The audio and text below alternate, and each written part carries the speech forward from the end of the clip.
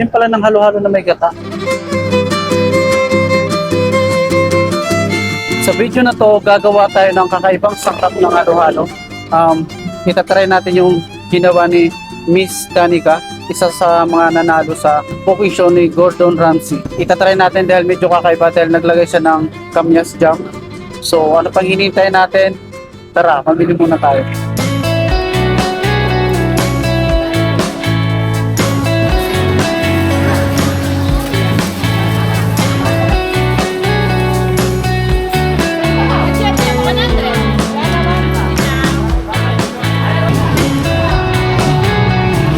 Ito pala ang ating complete recipe. Meron tayong cinnamon powder, star anise, sugar, tapos itong kamyas. Ito yung gagawin natin. Ito yung recipe ng jam na gagawin natin sa kamyas jam. Tapos sa milk naman, ito yung gagawin natin. Meron tayong coconut milk, tapos condensed. Naglagay din tayo ng Alaska, diba? Mimix-mix lang po natin yan. So ano pang hinintay natin, magluto na tayo ng ating jam. Okay, hiwain muna natin ng ating kamyas. Sa paghihiwa ng kamyas, kailangan daw medyo mas, medyo malalaki na konti. Kasi para may nangunguya daw, sabi ni Miss Danica. So ganyan siya kalalaki. Medyo kakaiba yung recipe na to dahil may halong kamyas ng yung halo-halo. So itatry nga natin dahil curious ako sa lasa eh. Sabi kasi ni Miss Danica, mag-open daw siya, magpapa-order daw siya ng recipe ng halo-halo niya. Malayo pa yung lugar niya. Instead na pumunta tayo, yung gagawin natin is puntahan ay gumawa na lang tayo. Sa pagluluto ng jam, ilalagay bubusan ng Inintindi ito, kamyas. pilipitan dila nito. Lalagyan natin ng kalahating litro ng tubig. Tapos maglalagay tayo ng star anise, 2 piraso. Tapos maglalagay din tayo ng puro mga kalahating kutsara ng cinnamon powder. Saka tayo maglalagay ng sugar. Tansyahin nyo na lang kung gaano karami. Sa akin siguro maglalagay ko ng mga 1/4. Kasi jam to, kailangan medyo maraming sugar.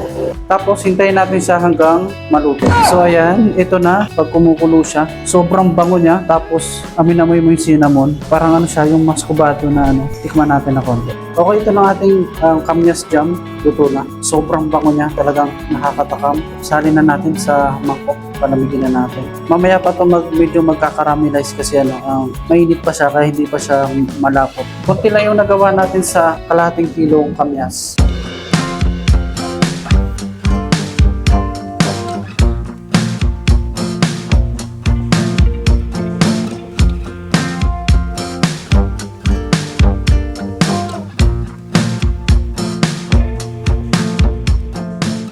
Okay, ito tapos na tayo sa pagluluto ng ating kumpud or kamyas jam.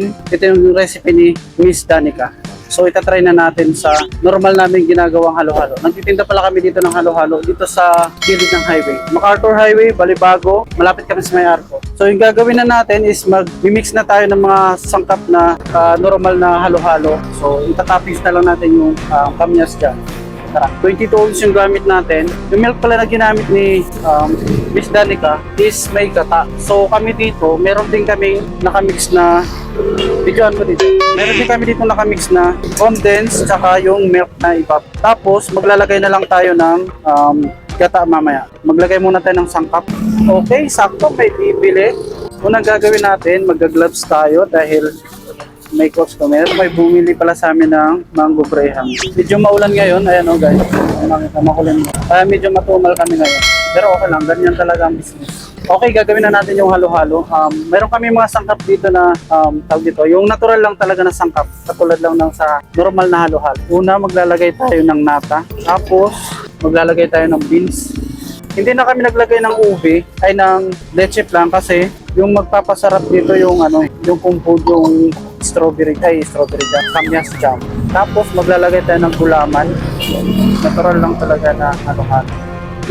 Tapos sago. Kaya sa magtatanong pala kung paano magluto ng mga sangkap, meron na po ang mga ginawang video dyan sa comment section, sa video section. Tapos maglalagay tayo ng banana.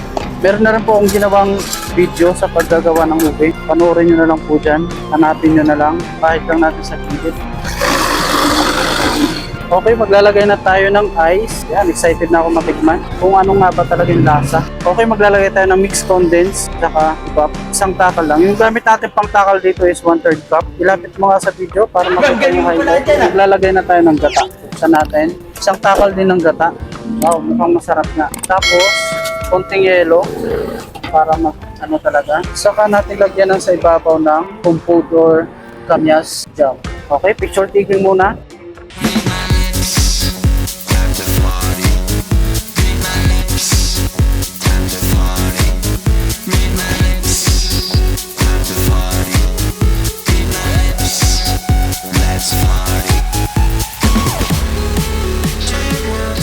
Okay, ito na, tigiman time na tayo. Guys, si Gordon Ramsay, sabi niya, hindi siya tumitikim agad dun sa mismong sabaw lang. Hindi lahat na tinitikman, kumbaga sabaw lang. Sa atin, gagawin natin, haluin muna natin para malasahan natin lahat. Sobrang sabaw, gupin muna natin. Sarap din pala ng halo-halo na may gata. Yan, ganyan lang si Gordon Ramsay tumikim. So, kaiba yung lasa. May asim. Ano? Tsaka yung cinnamon, lasang-lasa may cinnamon, tsaka yung star anise. Tsaka sobrang bango niya. Okay, haluin pa natin ng maayos. Yung lasa niya talaga is maasim talaga. Nagkahalo yung tamis tsaka yung asim. Saktong-sakto. Hindi nakakaumay dahil nga doon sa kamyas jam. Haluan natin na may ube tsaka yung may saging. Sakto. Bagay siya. Kaya pala nanalo. Panalong-panalo. Bagay yung ano niya, yung kamyas jam.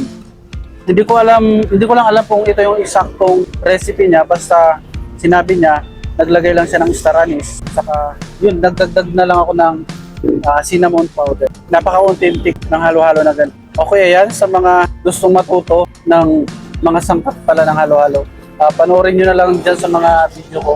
Hanapin nyo kung paano magluto ng saging, ng ube, dyan na lahat. Tsaka sa mga hindi pa nakapag-subscribe, subscribe na lang kayo. Saka comment naman kayo sa mga gusto nyo pagawang recipe. So ayan, hanggang dito na lang muna. See you next week pag hindi ako busy.